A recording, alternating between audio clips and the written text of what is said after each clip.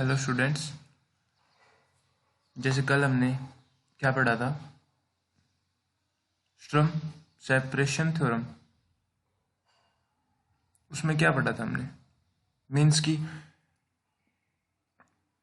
अगर हमारे पास कोई फंक्शन है, मीन्स कोई linear system of equation, differential equation कोई इस टाइप का है, वाई डबल डैश प्लस का ए एक्स वाई डैश प्लस का बी एक्स वाई। ठीक है, हमने होमोजीनियस का केस हमने आपको बताया था, अगर एल ऑफ एफ हमारा इक्वल टू 0 हो गया तो होमोजीनियस हो जाएगा। होमोजीनियस का केस था वो। ठीक है, और हमने ये बताया था अगर कोई given system of differential equation है, उसके दो सॉल्यूशन है, phi one and phi two. कब इंडिपेंडेंट होंगे? जब व्रोंस्कियन नॉन जीरो होएगा। व्रोंस्कियन एट एक्स क्या है हमारा? Non zero. तो क्या हो जाएगा? Linearly independent. डिपेंडेंट का मतलब, लीनियरली डिपेंडेंट का मतलब क्या हो जाएगा वो? जब इक्वल टू जीरो है तो, इक्वल टू जीरो है तो। ये हमने कल पढ़ा था मोटा मोटा सा।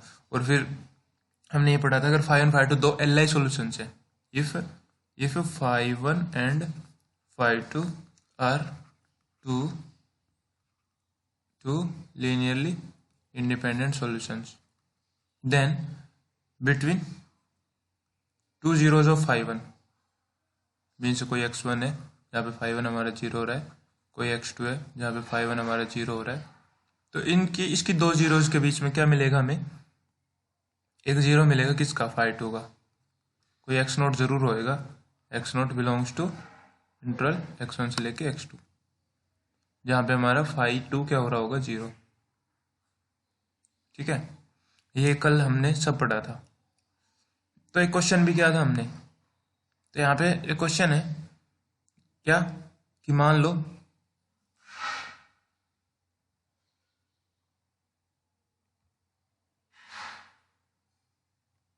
कुछ इस टाइप का क्वेश्चन है आपका।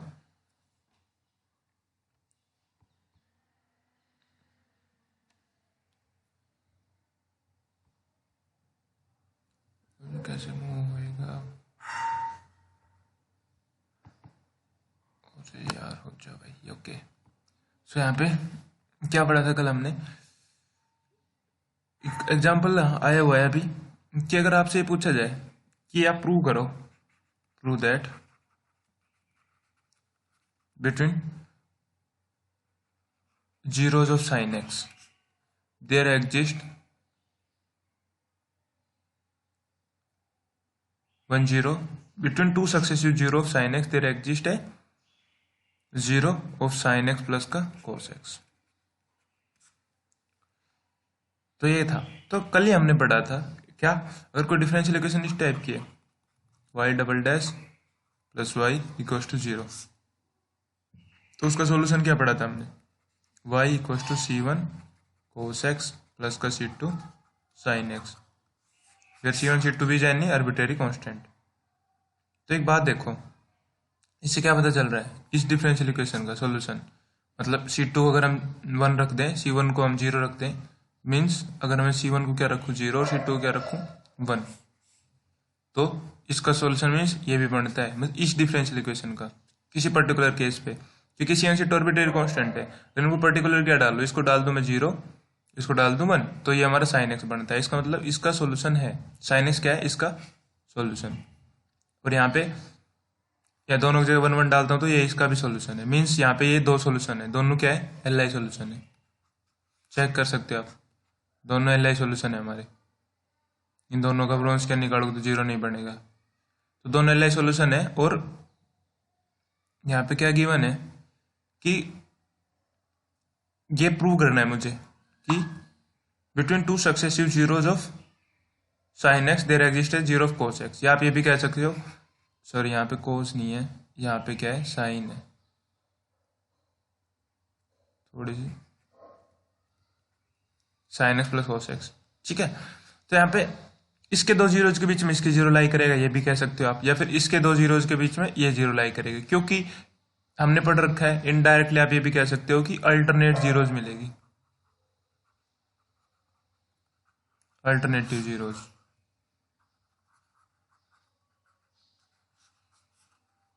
ये भी हम कह सकते हैं, तो हम ऐसा कह सकते हैं।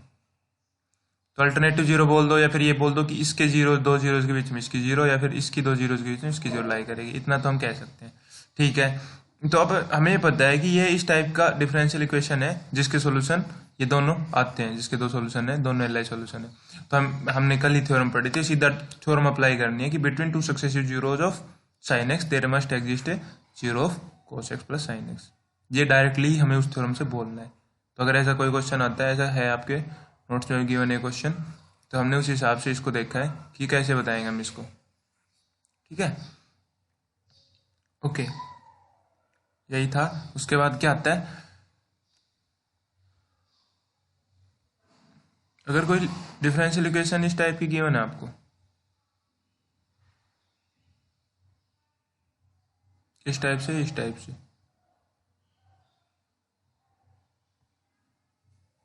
मान लो कुछ इस टाइप से गिवन है, y डबल डैश प्लस का q x y equals to 0। इस टाइप से आपको कोई भी डिफरेंशियल इक्वेशन गिवन है, और गिवन ये है कि if q x less than equals to 0 है in the interval x1 x2, या फिर मान लो ये इन गिवन इंटरवल आई, यहाँ पे क्या गिवन है आपका, क्यू एक्स जो है, क्यू एक्स वो नेगेटिव है इन गिवन इंटरवल आई। इतना क्लियर हो गया, क्यू एक्स हमारा कोई भी लेस देन इक्वल्स टू 0 है, ये गिवन है हमें in any interval I, then any non-trivial solution of equation this means any non-trivial solution of this equation, this differential equation, any non-trivial solution has at most one zero, means has at most one zero। समझ में आया? उसने ये कहा है कि इस differential equation का कोई सॉल्यूशन अगर फाइव एक्स है आपका, अगर आप कहते हो फाइव एक्स इसका सॉल्यूशन है, ठीक है, तो इसका अगर कोई भी एट मोस्ट 10 मीन्स अगर उसका इस इंटरवल के अंदर, इस इंटरवल के अंदर अगर फाइव एक्स इसका सॉल्यूशन है, तो उसके पास एट मोस्ट 10 होगा, एट मोस्ट। यानी कि अगर ये इंटरवल है आपका x1 से लेके x2, ठीक है, तो ये जो फाइव एक्स को कर्व है, मान लो ये इसकी सॉल्यूशन कर्व है, ठीक है, तो इसको एक ही बार टच करेगी वो यहाँ पे x नोट पे, किसी x नोट पे। वैसा नहीं हो सकता कि या तो एक ही बार कट करेगी, एटमोस्ट एक बोल रहा है तो या तो एक हो सकता है, एक भी नहीं होएगा, या फिर इस गिवन इंटरवल में वो सीधा की सीधी क्या रहेगी, पॉजिटिव भी हो सकती है इस टाइप से, ठीक है, इस टाइप से पॉजिटिव भी हो सकती है और नेगेटिव भी हो सकती है इस गिवन इंटरवल में। तो यहाँ पे ये है कि या तो वो एक ही बार कट करेगी, मीन्स उसका एक जीरो होगा इस इंटरवल के अंदर x1 से x2 के बीच में, या फिर उसका कोई सॉल्यूशन नहीं होगा, कोई कहीं जीरो नहीं मिलेगा इस गिवन इंटरवल में। तो इससे इतना क्लियर हो गया कि एटमोस्ट 1 मिलेगा। तो एटमोस्ट 1 कैसे प्रूव करेंगे हम, देखना यहाँ पे एक बारी। तो एटमोस्ट 1 का बोल रहा है उसने, तो हम क्या करके मान के चलते हैं, बस एटमोस्ट 1 बोल रहा है तो हम एक से ज्यादा मान के चलेंगे तो कुछ ना कुछ कॉन्ट्रडिक्शन आएगा। तो इससे क्या पता चलता है, या तो एक होगा या एक भी नहीं होगा, ठीक है। तो देखो यहाँ पे कैसे करेंगे, एटमोस्ट 1, एटमोस्ट 1 का कह रहा है, तो मान लेते हैं कि there is to zeros of five x इसका सॉल्यूशन है इंटरवल का, और यहाँ पे मान के चलते हैं उसके दो जीरोज मिलेंगे हमें, ठीक है। फिर हम बता देंगे कुछ ना कुछ कॉन्ट्रडिक्शन आया अगर, तो फिर हम कह देंगे कि नहीं हमने गलत माना था, दो जीरोज नहीं है। तो एक सेकंड देख लेते हैं अभी, ओके। सो हमें इंटरवल के अंदर एटलीस्ट टू जीरोज मान लिया हमने, five x has at least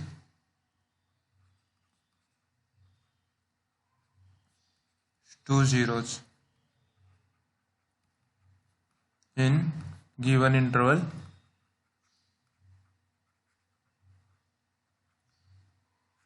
I, ठीक है, मान लिया 5x हैज एटलीस्ट 2 जीरोज।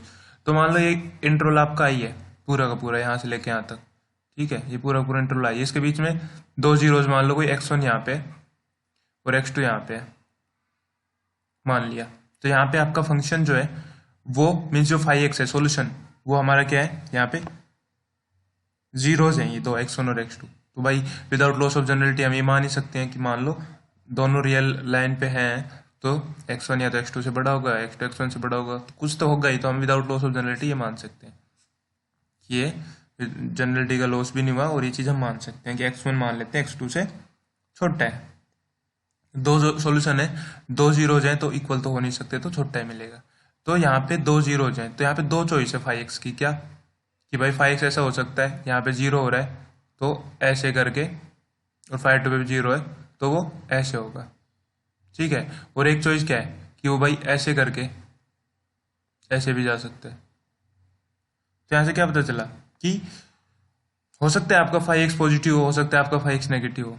तो अगर 5x पॉजिटिव है तो हम 5x की बात कर रहे हैं, और अगर 5x नेगेटिव है तो माइनस ऑफ 5x की बात कर लेंगे, बात तो वही है, ठीक है। जीरोज तो सेम ही रहेंगे 5x और माइनस 5x के, ठीक है।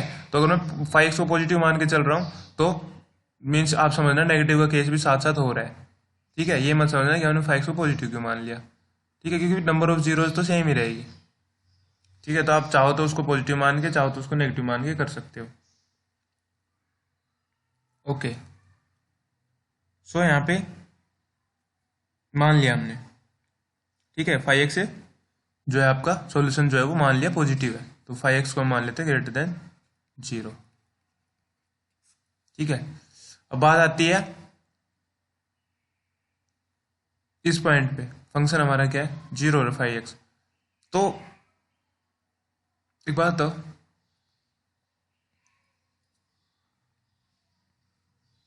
क्या केस है, अगर आपका फंक्शन आपका पॉजिटिव है, ये फंक्शन पॉजिटिव है, यहाँ पे 0 हो रहा है, तो ये केस हो जाएगा, ये वाला केस होएगा ना, जो अपर अपर कर्व है, माइनस होता है माइनस ऑफ 5x, तो ये नीचे वाला सॉल्यूशन हो जाता, तो माइनस ऑफ 5x करके फिर उसको पॉजिटिव बना लेते। तो बाकी प्रूफ दोनों सेम है, तो अगर मैं 5x को पॉजिटिव लिख रहा हूँ या फिर माइनस 5x को पॉजिटिव लिख दूँ, बात बराबर है, ठीक है। जीरोज क्योंकि दोनों की सेम रहेगी। अब यहाँ पे देखते हैं कि प्रूफ कैसे होएगा ये प्रूफ, तो एक बार देखते हैं एक बार। अभी हम पॉजिटिव वाला केस लेके चलते हैं, इसको हटा देते हैं, ठीक है। ये वाला केस हम नहीं लेके चल रहे, नेगेटिव वाला, हम पॉजिटिव वाला केस ले रहे हैं, तो मैं ऐसे कर सकता हूँ इसको, ठीक है। ये यहाँ पे जाके क्या करेगा x2 पे और ये x1 पे, ओके, ये मान लिया हमने। फिर मैं ये कह रहा कि भाई 5x अगर आपका पॉजिटिव है और x1 पे 0 है, तो 5 क्या मिला आपको, डेरिवेटिव, इंक्रीजिंग फंक्शन है ना, x1 पे साफ दिख रहा है, तो इसका मतलब ये ग्रेटर देन 0 होएगा, ठीक है, ग्रेटर देन 0 है। इतना क्लियर हो गया कि डेरिवेटिव फंक्शन हमें साफ दिख रहा है कि एट x1 फंक्शन इज क्या है, इंक्रीजिंग 5, जो आपको सॉल्यूशन है 5 वो क्या है यहाँ पे इंक्रीजिंग है, तो हम मान सकते हैं 5-x1 क्या है ग्रेटर देन 0, ये मान सकते हैं हम। अब मैं बोलता हूं कि 5-x1 वो ना इक्वल और लेस देन का केस क्यों नहीं हो रहा, मतलब हमने ग्रेटर देन 0 क्यों बोल रहा है, why this is not equals to sorry less than और इक्वल्स टू 0, ऐसा क्यों पॉसिबल नहीं है कि हमने एक ही केस क्यों बोला है यहाँ पे।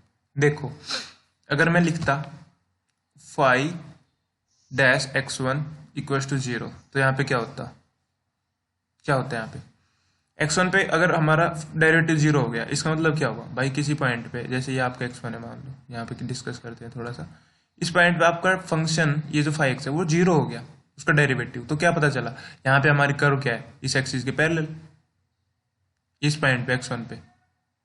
तो x1 पे अगर कोई कर्व x एक्सिस के पैरेलल हो जाती है, तो इसका मतलब क्या हो जाता है कि वो जरूरी नहीं है ना, इसका मतलब x1 से ज्यादा, मतलब एक से ज्यादा पॉइंट मिलेंगे ना जहाँ पे वो इस कर्व को क्या कर रहा है, टच कर रहा है। भाई कोई कर्व इस पॉइंट पे आके x1 पे आके फ्लैट होगी, यहाँ पे फ्लैट होने का मतलब क्या है कि भाई वो x1 से ज्यादा पॉइंट है यहाँ पे, और एक सोल्यूशन तो ये है x2, जो हमने माना था जो उसका 0 होएगा, और हमने एक माना x1, तो x1 से ज़्यादा मिल रहे हैं आपको जीरोज, क्योंकि यहाँ पे इस पॉइंट पे आके आपकी कर्व क्या होगी, फ्लैट होगी एकदम। तो इसका मतलब क्या हो गया, x1 मतलब इस x1 से ज़्यादा भी जीरोज है यहाँ पे, इसका मतलब आपका फंक्शन एट x1 क्या हो गया, 0 के इक्वेलेंट हो गया। इसका मतलब फंक्शन हमारा पूरा का पूरा क्या हो जाएगा, 0। बात समझ में आई? क्योंकि हमने मान रखा फंक्शन के दो ही जीरोज हैं, लेकिन यहाँ पे आगे कर्व आपकी क्या होगी, फ्लैट होगी 0 पे।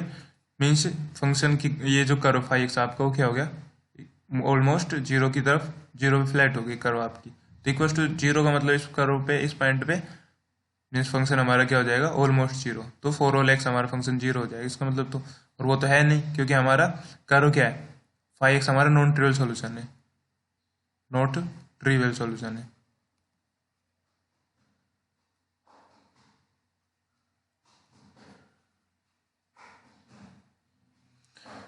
Phi x is non trivial. Okay, इतना क्लियर हो गया? तो इसका मतलब 0 नहीं हो सकता। और नेगेटिव क्यों नहीं हो सकता,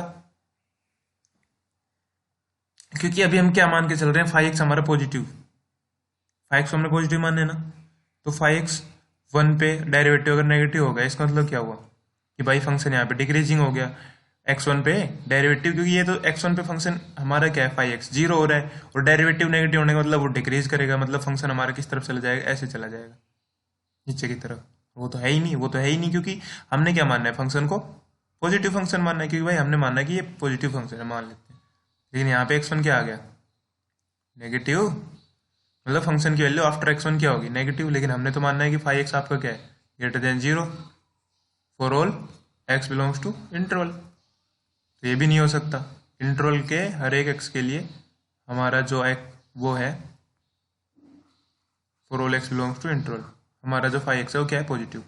तो इस हिसाब से तो नेगेटिव आ जाएगा, डेरिवेटिव लेस देन 0 पे। तो डेरिवेटिव नेगेटिव आ गया, इसका मतलब क्या है कि भाई